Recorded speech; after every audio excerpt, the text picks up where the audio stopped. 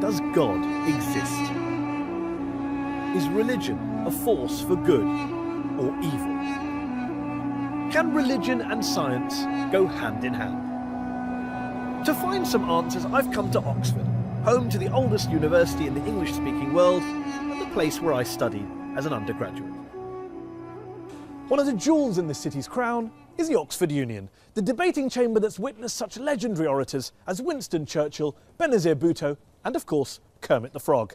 I've come back to the Union today to sit down with the world's most famous atheist, Professor Richard Dawkins, to put faith on trial and to ask, is religion evil?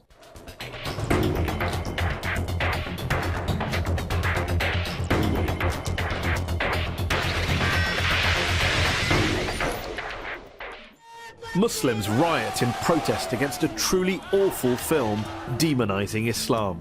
Dozens are killed. The Quran, if found guilty, can be burned. A Christian pastor in Florida tries to burn a copy of the Quran and ignites global pandemonium. Even Buddhists are at it, attacking the Muslim minority Rohingyas in Western Burma. And of course, the conflicts plaguing the modern Middle East are often blamed on ancient hatreds between the children of Abraham. Remember 9/11? Was this religiously inspired terrorism? Thousands died. Yet here's the thing. Societies without faith haven't fared much better. Communism banned all religions, as Joseph Stalin and Mao Zedong systematically slaughtered millions of their own countrymen. Is science any better? Since Galileo and Darwin, scientists have sought to stamp out ignorance and unravel the mysteries of the universe. But science has also poisoned the environment, unleashed killing on an industrial scale, and now threatens our entire planet. My guest today, however, stands firmly on the side of science and has provoked controversy with his attacks on religion. Ladies and gentlemen, Professor Richard Dawkins. One of the most prolific thinkers of his generation, he shot to fame in the 1970s with his research into genetics, and his book, The Selfish Gene, transformed evolutionary biology. His most famous work, The God Delusion, sold millions of copies and has been translated into more than 30 languages. Richard, thanks so much for joining us here on Al Jazeera. Before we go any further, I just want to check something. Are you an atheist? For all practical purposes, yes. Nobody can actually say for certain that anything doesn't exist. But I'm an atheist in the same way as I'm an a-leprechaunist and an a-fairyist and an a-pink unicornist. So you're not 100% sure God doesn't exist, but you're sure enough to make it practically... I'm as sure as you are sure that fairies and leprechauns don't exist. And do you see an equivalence between the idea of God and the idea of a fairy and a leprechaun? The evidence for both is equally poor. You say in The God Delusion, one of my favourite sentences that jumps out of the page, that the God of the Old Testament is a petty, unjust, unforgiving control freak, a vindictive, bloodthirsty ethnic cleanser, a misogynistic, homophobic, racist, infanticidal, genocidal, filicidal, pestilential, megalomaniacal, sadomasochistic, capricious, malevolent bully. As a piece of rhetoric, superb.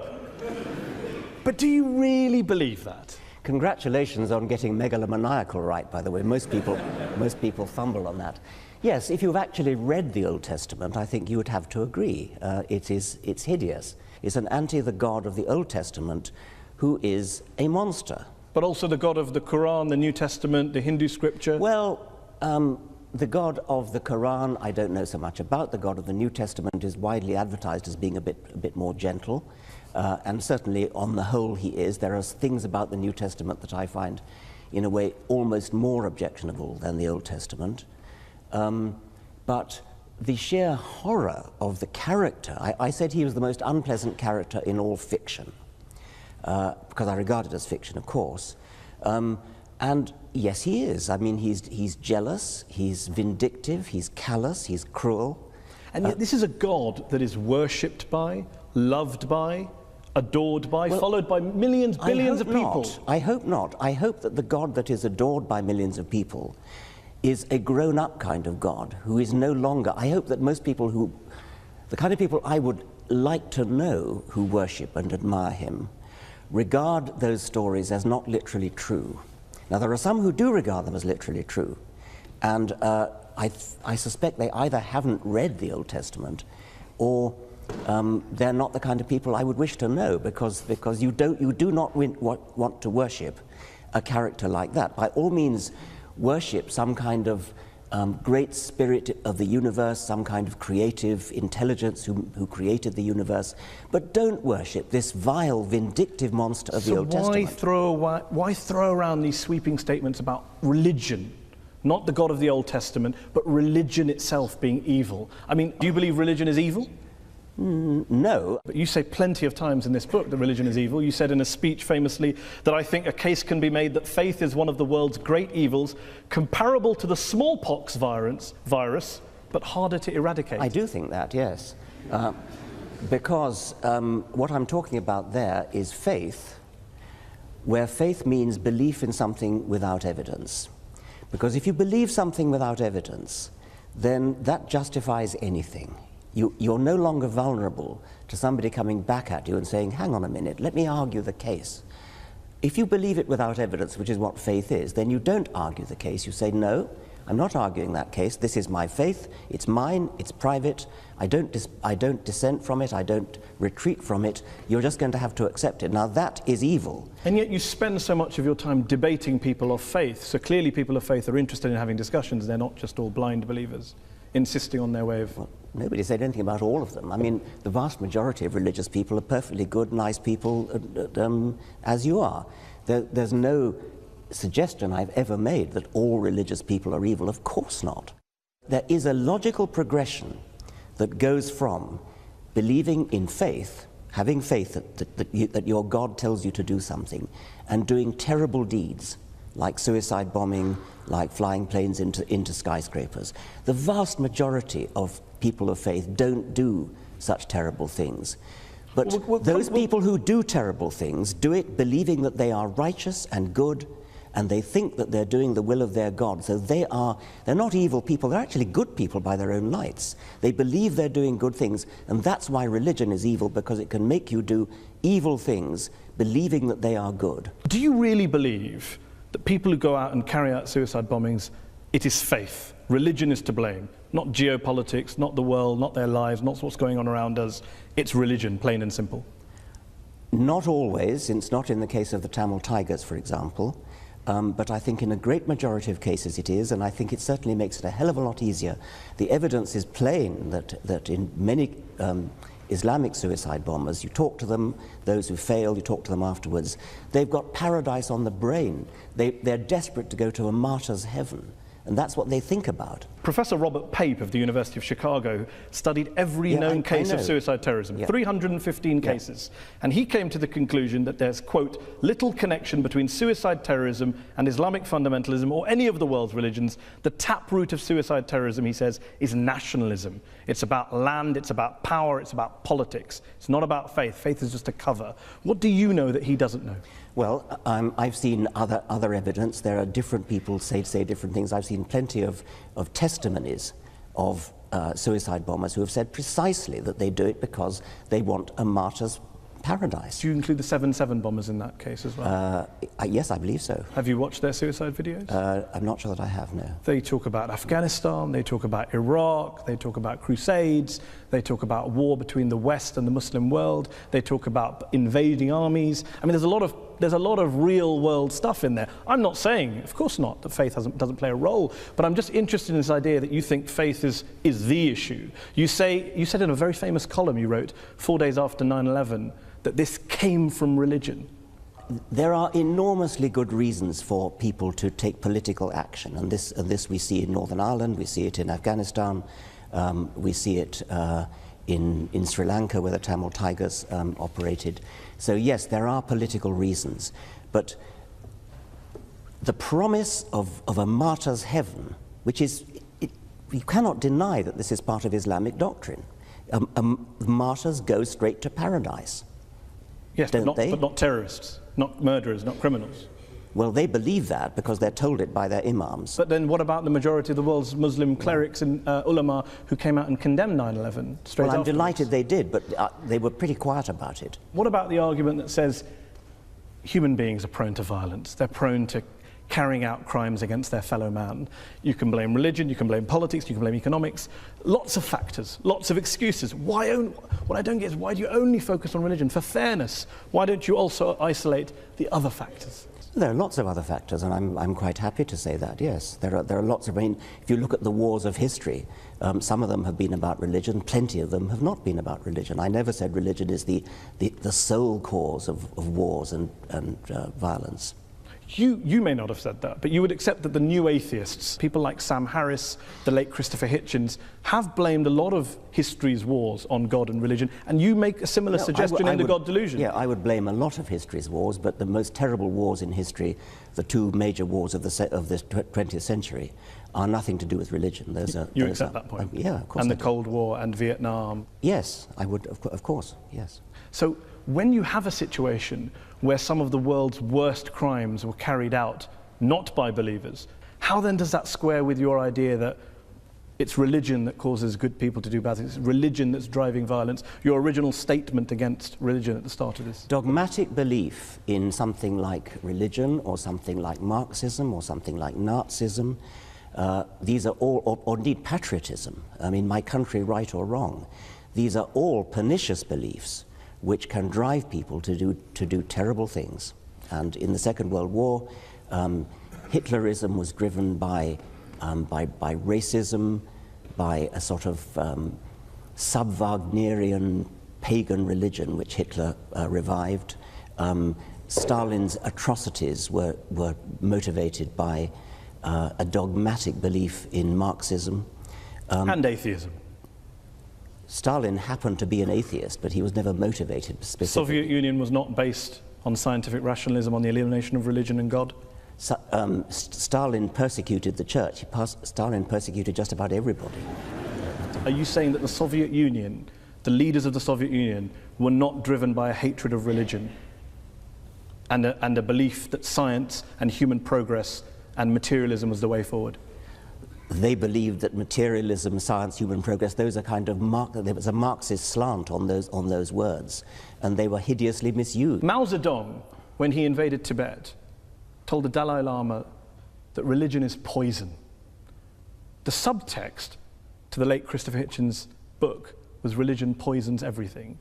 Can you blame people of religion for saying, hold on, we've heard these ideas before, that religion poisons everything and it leads in one direction? It's an incidental fact that Mao Zedong and Stalin happened to be atheists. They incidental, were not it wasn't core to communism. I think it was not core to communism, no. So when Karl Marx was talking about religion being the opiate of the masses, that was just a throwaway line? Yeah, I mean, that was an out of context statement. I mean, what on earth do you think that's got to do with atheism? I don't know. Let me put a statement in context to you. Albania, one of the world's worst dictatorships, tyrannies that we've seen in the last 100 years. Article 37 of Albania's communist constitution declared, quote, "The state recognizes no religion and supports atheistic propaganda in order to implant a scientific, materialistic world outlook in people." What do you think you're saying? I mean, that's an appalling thing to say. Of course it is. Why is that an appalling thing to say? What do you disagree with in that statement? Why would I want to support atheistic propaganda? I support science and truth. But you don't support spreading atheism. I support spreading science and truth. If that happens to be atheism, I support it. I'm not going to start bullying people into being atheist. I'm not going to start trying to compel people to be atheists. That was what the Albanians were doing. It's nothing to do with what I want to do. Of course, but you'd like to persuade them not to be believers and become atheists. I'd like to raise consciousness in a gentle, civilized way, using argument, rational argument, from evidence. In your book, you cite lots of evidence for the bad things religion's done. What I wonder is, if you were being fair, wouldn't you have also included some of the good things that religion's done? My passion is for scientific truth. I don't much care about what's good and evil, actually. I care about what's true. I mean, do you actually believe in your Muslim faith? Do you believe that Muhammad split the moon in two? Do you believe that Muhammad flew to heaven on a winged horse, for example? I pay you the compliment of assuming that you don't. No, I do. I believe in miracles. You believe that? Yes. You believe that Muhammad went to heaven on a winged horse? Yes, I believe in God, I believe in miracles, I believe in revelation. I mean, the point here is that let's assume I'm wrong, Richard. I'm wrong. Let's. Let's assume I'm wrong. I'm wrong. I'm happy to concede that, Richard. I'm happy to concede it. I'm wrong. All religions are wrong. God does not exist. We're all mad. The issue is we exist. We've existed for a while. I think even Christopher Hitchens said, and you've said in your writings, we're not going anywhere. So my question to you is, why not acknowledge, for example, the good things that religion has done? Do you accept that religion has done good things, despite all of our mad beliefs and our miracles? I accept that individual religious people have done an enormous number of good things. Not driven by religion? Well, I mean, who knows? You're very mean-spirited. You won't give any credit at all Take to somebody like Martin Luther King, for example. Reverend Martin Luther King. Yes. Obviously, he was a cleric. I imagine that fed into the good things that he did. Plenty of other things did. He was a great admirer of Gandhi, and he was a great admirer of non-violence. He was a brilliant and wonderful, great man. Would you disconnect MLK's non-violence and Gandhi's non-violence from their very strongly held religious beliefs? They didn't. Well, I think it's not a thing that I really care about, actually. I mean, I think they were... You do care about it, Richard. You're saying that people carry out violence in the name of God, and I cite to you an example of very famous people who have done good and non-violence in the name of God, and you say, I'm not interested. If God doesn't exist, then doing something good in his name it's great that something good gets done, but there's no evidence at all that believing in God makes you more likely to do good things. I can't see any noble, logical connection between being religious and doing good things. Let's concede that God does not exist. Let's concede that religion is false. My problem here is trying to understand why some of the new atheists are so anti-religion when religious people clearly are doing lots of good things and they're doing it in the name of God. I've never denied that religious people are doing good things and non-religious people are doing good things. I care about what's true. I'm an educator, I'm a scientist, and I want people to understand the truth about the universe in which they live. That's what I care about. And I regard religion as a distraction, and in some cases a pernicious distraction from true education, which I love and value the way you value and love your God. Can you not do both? Well, so long as they don't contradict each other. Richard. As long as they don't contradict each other. But if you actually believe Muhammad flew to heaven on a winged horse, that's an anti-scientific belief. And that could be wrong. But that very well is wrong. But that doesn't change. That doesn't change. How do you know it's wrong? Oh, come on. You're a man of the 21st century. No, I'm just asking. It comes back to my original question. The rational position is the agnostic. The rational position is the agnostic position. Why up there? What, I mean, the rational position. I didn't say up there. I didn't pick a place. Okay, you well, picked a place. why would a winged horse be the way to get to heaven if it's not up there? I asked a question about. You asked about proof. I'm all for saying I can't prove it, but can you prove he didn't do it? I mean, this is the end-all debate. Didn't fly to heaven on a winged horse? I'm just asking on your criteria. I'm just asking on No, your I criteria. can't prove it, and I can't prove it wasn't a golden unicorn. But I'm fascinated that you're rather talk about what animals the Prophet may or may not have used 1400 years ago, rather than talk about what Muslims or Islam is doing in the world today, good or bad. Well, that seems to be the distraction. If anyone's distracted, it seems to be you. Well, that's your view. I'm fascinated by how somebody, a respected, sophisticated journalist in the 21st century, can believe that a prophet flew to heaven on a winged horse. Let me ask you this. Are all people who hold beliefs in God and in miracles and the supernatural, do you regard them all as intellectually inferior to you? I regard those beliefs as intellectual nonsense. I don't regard the individuals as intellectually inferior to me, because many of them palpably are not. If you go back in history, then all bets are off, because before Darwin, for example, it is not at all surprising that before Darwin people believed in all kinds of things which they wouldn't believe in now.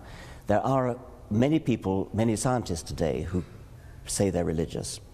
And if you actually ask them what they believe, in many cases it turns out what they believe is in some sort of deistic God, some sort of intellectual spirit, some sort of creative intelligence that lay at the root of the universe, perhaps invented the laws of physics, something like that.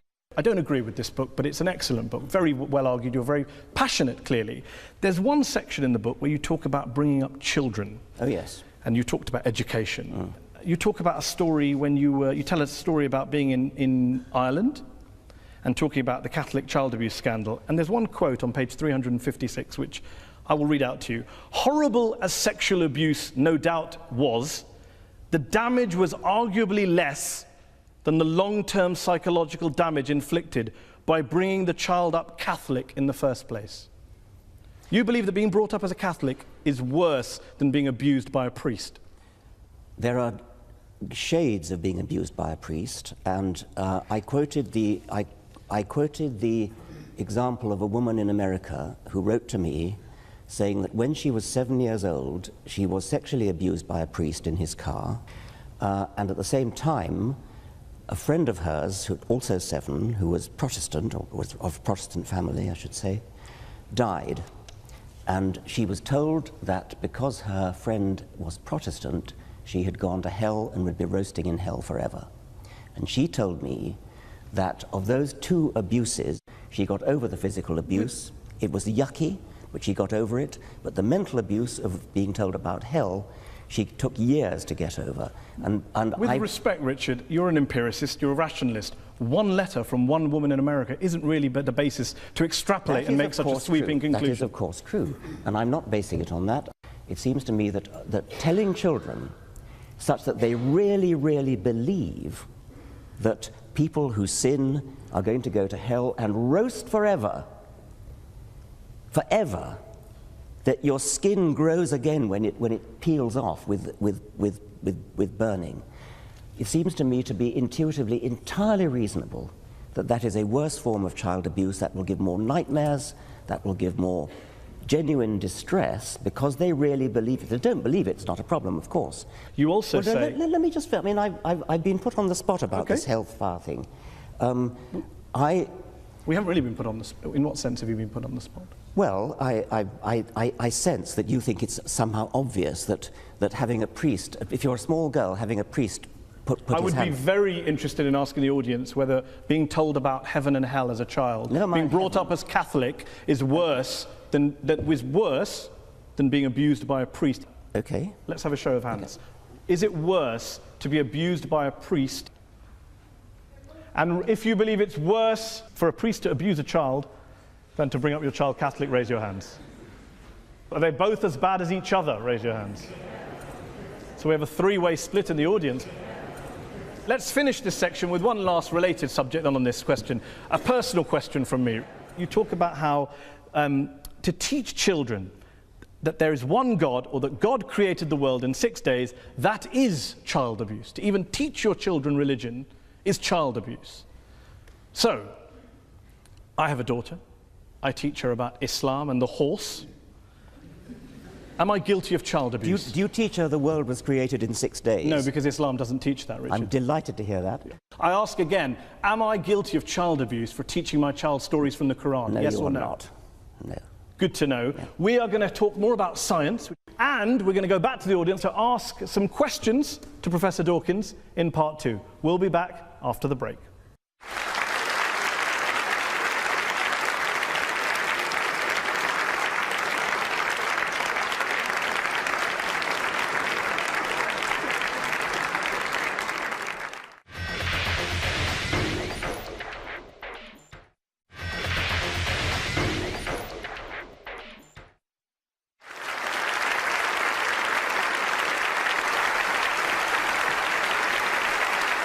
Welcome back. We're talking about religion and its impact on the world. Good, bad, evil. We're joined here by our guest, evolutionary biologist, Professor Richard Dawkins. Richard, science is your great passion. And you're a great believer in science. You're an evangelist for science, a promoter and defender of science. But what would you say to those people who say there are some quite important questions, genuine questions, that science cannot answer? Why are we here? What's the meaning of life? Where does morality come from? And that if religion wants to have a crack at answering those, what's science's objection? I'm not sure I'd accept that science can't answer those particular questions. I think there are other questions science probably shouldn't try to answer, like what is right and what is wrong. those are questions that are not the immediate concern of science. But what's the meaning of life? Why is there anything? How did it all start? Those seem to me to be scientific questions, or potentially scientific questions. If there are some questions of that sort that science can never answer, then we should at least keep trying to answer them. And if science can't answer them, religion having a crack at answering them, if there's no reason to think that religion has any basis for an answer, then why would religion have a crack? Why would you bother to listen to religion having a crack at answering them? I mean, one thing I would say is there may be questions that science can't answer, like the origin of everything. But if science can't answer them, then religion certainly can't, and nothing else can either. Why? Why is it it's either science or nothing?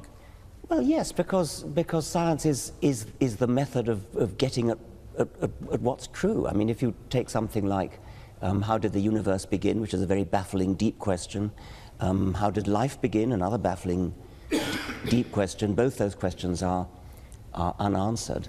The best methods we have of approaching those are the methods of science, because these are the methods that look at evidence, that evaluate evidence in all sorts of sophisticated ways.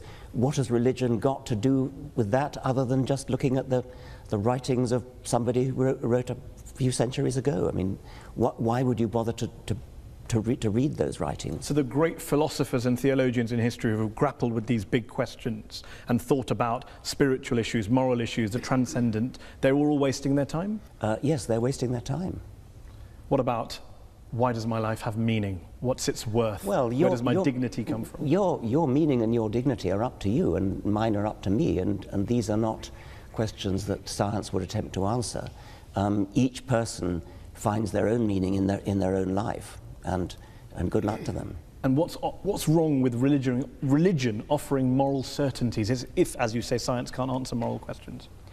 Science can't offer moral certainty, but I don't see that religion can either. You don't think that the religious values we have today, the moral codes we live by today, were originally derived from Judeo-Christian values, Islamic values, Hindu values? Not really, no. I mean, things like the Golden Rule, things like treat others as you would wish to be treated yourself. These are ancient values which crop up all over the world. They've been adopted by many religions. You can find justifications for them in moral philosophy. You can find justifications for them in evolutionary biology, which is my own subject. I don't seriously think you're going to base your morality on religion, because if you do, then you've got to say, well, do I base it on Scripture? I hope you don't base it on Scripture, because if you do, then you're going to have some pretty horrible values unless you deliberately cut out those parts of Scripture which are unacceptable to modern morality. Do you believe science is omnipotent, that it can answer all questions? I've already said no. I've already said it can't answer moral questions. But questions about the real world, questions about reality, questions about the origins of things, why life is the way it is, why the world is the way it is, why the universe is the way it is, yes, science is the way to answer that. Some of your critics have argued that you are willing to hold religion up to a very, put it under the microscope, hold it to account, scrutinize it, criticize it. You don't do the same to science or scientists or some of the bad things that have come out of science. Well, bad things that come out of science, if by that you mean horrible weapons. Nuclear weapons, yeah, gas chambers, nuclear eugenics. Weapons, yeah. These are terrible things which are technology that arises out of science, and it's certainly true that if you want to do terrible things with technology, with terrible weapons, for example, science is the best way to do it, because science is the best way to do anything. And even bad things. Even bad things. I mean, that's right. If you want to develop a terrible weapon, you're not going to do it in any other way than by science. The trick is not to want to develop a terrible weapon, and that's a political decision. And you do not see science and religion as occupying two different compartments that can live side by side. They are in conflict with one another. Insofar as religion attempts to talk about reality and has an alternative vision of reality, I think they are incompatible, yes. Despite the fact, as we discussed earlier, many of our leading scientists are believers? I think it's baffling. I mean, what they in practice do is they leave their religion at the door when they go into the lab. And so they get on with their science. They say they don't. Well, I know they do, but, well, okay. Isn't it because religion answers all sorts of human needs and spiritual urges which science never can? Isn't that the real issue that you can't get away from? Religion may answer human needs. I mean, for example, if you're terrified of dying, religion may answer the need for comfort and consolation. Or if you miss a loved one who's died and you hope to see them one day in heaven, then religion answers a need. It doesn't make it true. And one last thing, and then we'll go to the audience. What do you say to those people who say, you talk a great deal about the power of science, the truth of science. You have people like Sam Harris who say morality can be determined by science. You have quite charismatic, forceful people going around the world proselytizing on behalf of science, that science is actually the new religion that you guys are pitching. I wouldn't say it's a new religion. I mean, it certainly does some of the things that religion traditionally has tried to do, like to answer the deep questions of existence. And it does that, and it does it successfully in a way that religion never has. But it isn't a religion because it's not based upon any holy books, it's not based upon faith, it's not based upon revelation, it's not based upon tradition, it's based upon evidence, and there's a huge difference. And anything that we do not have evidence for that's not scientifically testable, you would dismiss? Well, scientifically testable is putting the bar rather highly, but I do think that evidence is the only good reason to believe anything, yes. So love, beauty, aesthetics, metaphysics? No, I mean, those are obviously important questions. And if you ask some question like, how do you know that your wife loves you? It's from evidence. I mean, it's not scientifically testable evidence, but it's evidence. It's little looks in the eye, it's little catches in the voice. I mean, that is evidence. That's not just internal revelation. Okay, let's open it up to the audience. We've been talking about God, evil, war, terrorism, bringing up your children, living a good life, religion and happiness, science versus religion. Who would like to answer the first question? Yes, you? If the Almighty God appears suddenly on the cloud or on the earth or part of the universe, what is your reaction? Are you going to believe or are you going to go against him? What would it take for you to believe in God, not just miracles? Yeah, I mean, popping his head through the clouds. Yeah, that's the thing I've worried about a lot. Obviously, it would do wonders for the book. The reason I worry about it is that obviously, as a scientist, I'm committed to the view that I would change my mind if evidence came along. And so it's a very important question, what would that evidence look like? And I've talked about it with my colleagues a great deal. I used to think, yes, if there was a great deep Paul Robeson voice coming out of the cloud saying, I exist, and then yes, obviously I would believe it. But have you ever seen a really, really good conjuring trick?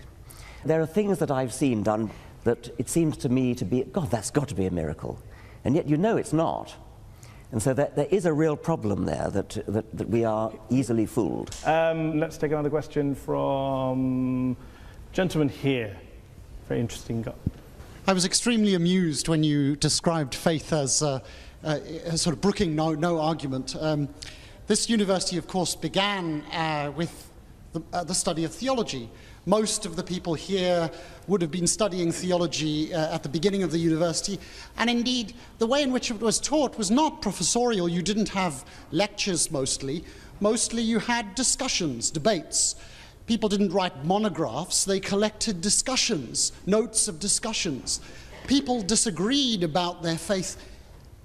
Absolutely, I mean, everybody had a different opinion and everybody expressed it and everybody was heard. What's the question? The idea that, so the question is, do you really think that your view of faith brooking no argument measures up to really any experience of how people think about their faith? You talked about the evidence that your wife loves you.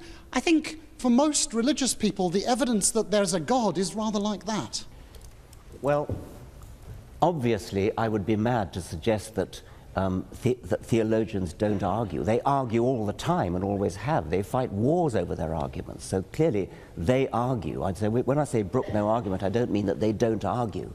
When you say that theologians have disputes and interesting discussions, I take it that from your garb you take a position one way or the other on whether the transubstantiation, whether the bread and wine really is the body and blood of a first century Jew or is merely symbolic. But what evidence you bring to bear on such an argument, I cannot imagine. It would not be a real argument at all. It would be a false argument. It would not be an argument which could be settled by real evidence. Just deal with the point about the evidence level when you referred to love of your wife. When you say that your wife loves you and you're getting evidence from looks in the eye and catches in the voice was the phrase that I actually used. And the questioner said, that's the way religious people feel about God. Yes, they feel that about God, but there's no evidence that they're getting any cues at all. I mean, their God is an imaginary God inside themselves. They feel that they're getting little looks from the eyes of God and sounds from the voice of God, but why should we believe them since we can't see or hear any evidence to that effect? Let's take another question. Gentleman here in the second row. With regards to religion, you've given an example where the Islamic faith and the Muslims basically they wrap themselves up in bombs because that's what they believe is an Islamic faith. But I disagree with you because there are more than 1 billion Muslims living in the world today who actually believe in the Quran and the Scripture, which you said if everybody started believing in the Scripture, then that would be horrible. But I disagree with you because more than 1 billion people, 1 billion Muslims believe that if you kill one innocent person, it's as you've killed the entire humanity. So today humanity is about 7 billion people. So more than 1 billion Muslims do not strap themselves up and actually go and commit suicides. The problem with many scriptures, and I think the Quran is no exception, is that you can find a verse that says so and so, and you find another verse that says the opposite, and so you have to pick and choose. I mean, is it not the case, for example? You always choose the bad ones. Well, no. I mean, I'm suggesting that you shouldn't be in a position of having to choose. I mean, you shouldn't base your life on a holy book which has contradictory verses, where you can choose one verse when you want to make one point and another verse when you want to make another point. I mean, isn't it the case that the penalty for apostasy is death? You can't take these things and just hold. I could hold up an example of, we mentioned earlier, Sam Harris has said there are some views that are so irrational, people should be put to death for them. Should I hold all atheists to him? Of course I won't hold him to all atheists to that Let me view. put it to you. Is the penalty for apostasy death? No. Good. I'm delighted to hear that. Why didn't... And the Quran doesn't say it is. Well, then... Some Islamic scholars do. Okay. But that's debate and discussion. There's arguments going on. Things take place over centuries. Okay. Well, let's have an atheist make a point and join the debate. Lady there's waving her hand. Actually, in the Quran, mankind refers only to Muslims and excludes infidels, which is all the rest of us. So that's a small point. But really, my question to Professor Dawkins is, how does he feel about the encroachment of all religions, extremists, evangelists, Christians, and a lot of Muslims into the politics and everyday life? And how does he feel about a religion trying to influence politics and public, How do you feel about religion influencing politics and public life? People should be free to speak their minds. I mean, I'm a great believer in free speech, and so members of parliament should speak their minds, and if their minds are influenced by their religion, then that's fine. What I would object to, I think, is the view that somehow religion has a privileged right to speak because it's religion. And I think you'd probably agree with that as well. If you stand up in Parliament and make an excellent speech in favour of something which religion has a view on, like abortion, say, if you make your points well and win the vote by making your points well, that's fine. But what you shouldn't be allowed to get away with is saying, because it's religion, therefore, this is what we should do. Lady there in the headscarf. As a social scientist, the model of the rational actor is somewhat discredited. We don't look at all actors at all times as acting rationally. In fact, we assume that they don't. But that was the prelude to my question. My question was really, would you accept that it's not so much religion that causes conflict, but sincere commitment to some belief that you think is morally important? And in that sense, do we get rid of morality? Well, I think I partly said that when I said that in the great wars of the 20th century, these were driven by non-religious motivations, but they were driven by my country right or wrong kind of patriotism. That's a little bit different from morality we're talking about. At least it's not religious. I was interested in what you said in your preamble when you said that I take it you're a social scientist, and you're no doubt right to suggest that since social scientists are studying the human animal, you notice that people actually don't behave rationally. Well, unfortunately, that's true. But that doesn't mean we shouldn't behave rationally just because people don't. Let's take a question from an atheist or an agnostic. Gentleman there in the black jacket there, 3 rows down in the middle. I think when I read your book, which I thought also was excellent, it became very apparent to me that evolution, nature, has given the human species some very, very powerful survival instincts. We're aggressive, men want to spread their genes, we want to gather as much resources together as we can to help our genes continue and survive. And as a result of that, there's been a lot of very, very dark episodes in our history. The Roman Empire, which was terribly oppressive, hedonistic, the Vikings who stole, raped, pillaged, the Persians, so on and so forth. Do you not think that it was actually the ideas of religion that took the human race, the human species, from beyond these base survival instincts and started to give them a new paradigm for thinking, which was not necessarily in the interests of the instincts that they have for survival? It's perfectly true that a sort of selfish gene view of life, which is what I've mostly written about, is a very unpleasant view of life. And if you followed the creed of the selfish gene literally and actually lived your life according to it, it would be a very unpleasant world in which to live. It would be a sort of Thatcherite work. I mean, I've often said that while I'm a passionate Darwinian when it comes to explaining the way life is, I'm a passionate anti-Darwinian when it comes to organising our lives. Would the world be a better place if religion disappeared tomorrow? Yes. Despite all the good things we discussed that you recognise?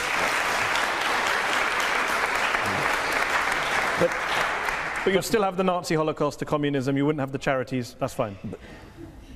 You would have the charities, but I mean, it's only your assumption. But I want to finish because the question actually challenged me by saying that it was religion that helped us to escape from the unpleasantness of the selfish gene. I don't actually think that is true.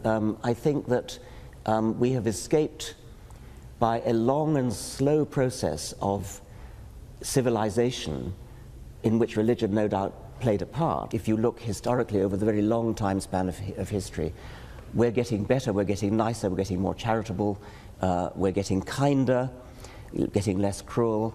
I wouldn't give religion the credit for that. I think I would give a much more complicated mixture of civilizing processes the credit for it, and religion is probably a part of that. Okay, let's take one last question. Gentleman there in the blue jumper. And we're going to have to make this the last question. Professor Dawkins, as an atheist, is it not the case that you either believe in the universe just popping into existence without a cause, which is worse than hocus pocus, or in this thing called the multiverse, which has as much independent empirical evidence as Hades controlling the underworld? Right. The phraseology you use is somewhat biased, somewhat slanted. The universe popping into existence out of nothing, the multiverse theory is used in this context to explain the fact that some physicists believe that the physical constants are too finely adjusted. It's as though it's a put-up job. It looks as though the physical constants are so finely adjusted that if you change any one of them, then the universe would collapse. And I started to say that. Yes. Now, the multiverse hypothesis is a kind of Darwinian way of solving that problem. It says there are billions and billions of universes, all of which have different settings of their fundamental constants. A tiny minority of those billions and billions of universes have their constants set in such a way as to give rise to a universe which lasts long enough to give rise to galaxies, stars, planets, chemistry, and hence the process of evolution. But do you understand, it does make me chuckle that you mock me for believing in a prophet that flies into a heaven, but you believe in lots and lots of universes that you can't show me, prove to me, test to me in a lab, as a basis of getting out of believing in a God and a prophet. I'm astonished that you should compare the two. I'm comparing the lack of evidence for the two. Well, you cannot use your own intuitive common sense in order to diss physics. I mean, if you could do that, we wouldn't need physicists. I mean, they are very sophisticated people, they do mathematics. But there are physicists like Paul Davies who have dissed the multiverse theory as being nonsense. Well, Paul Davies would rather take the view that there's something mysterious in the origin of the universe, and that's another perfectly respectable physicist's view. Steven Weinberg, the Nobel Prize-winning physicist. It's respectable if a physicist holds a view about mystery in the universe, but not if anyone else holds it. If we're talking about the origin of the universe, that is a problem in physics, yes. Let's end with a couple of quick questions. If, as Christopher Hitchens, the late Christopher Hitchens wrote, religion is ineradicable, and as you put it, harder to get rid of than smallpox, doesn't this basically mean that whatever motivations you have, no matter how passionately you're driven and love for the truth, you are essentially wasting your time? I would never admit to wasting my time trying to propagate the truth, and I think I can claim a modicum of success with the people that I've read my books, the people who've attended my lectures. It's a doctrine of despair to say that we're stuck with religion for all eternity. The religions of ancient Greece and ancient Rome and the Vikings are all dead. Nobody believes in Jupiter or Thor anymore. And I have great hopes that the same is going to be true of the God of Abraham. And one last thing, there's a new book out from one of this country's well-known philosophers called Religion for Atheists, which makes the case that no matter how false religion is, no matter how imaginary God may be, there are some lessons, there are some institutions, there are some values that atheists could usefully borrow. I've heard that argument put. I've heard people say that humans do need some sort of rituals, and they need some sort of gathering places, meeting places. I can sort of see that. It's not a thing that interests me very much. I don't feel any great need for ritual. I don't feel any great need to fill the alleged vacuum that will be left when religion goes. I think there's plenty to fill it already.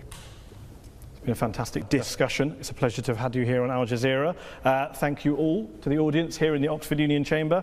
And thanks to you all at home for watching. Goodbye, and dare I say, God bless.